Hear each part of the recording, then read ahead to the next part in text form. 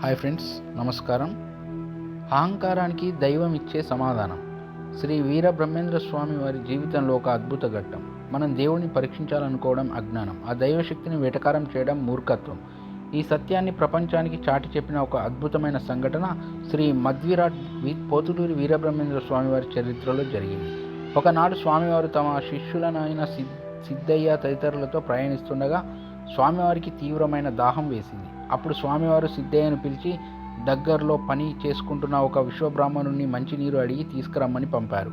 కానీ అక్కడ పని చేస్తున్న ఆ వ్యక్తికి ధనమదం, కులమదం నరనరాన జీర్ణించుకుపోయి ఉన్నాయి.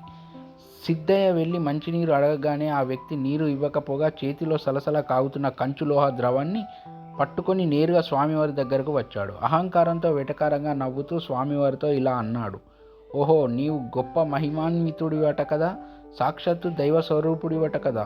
మరి అలాంటి నీకు ఈ సామాన్యమైన మంచినీరు ఎందుకు? నీ దాహం తీర్చుకోవడానికి ఇదిగో ఈ సలసలా మరుగుతున్న కంచులోహ ద్రవాన్ని తాగి నీ దాహం తీర్చుకో.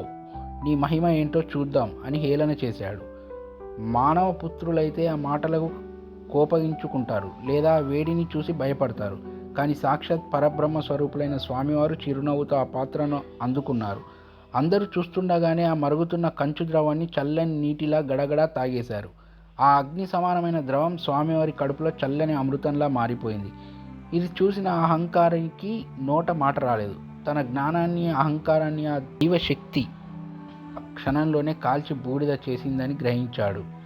స్వామివారి పాదాలపై పడి క్షమించమని వేడుకున్నాడు. ఈ సంఘటన ద్వారా మనం గ్రహించాల్సిన సందేశం: ఎదుటివారిలో దైవాన్ని చూడకపోయినా పర్లేదు, కానీ వారిని తక్కువ చేసి మాట్లాడే అహంకారం ఎప్పుడూ పనికిరాదు.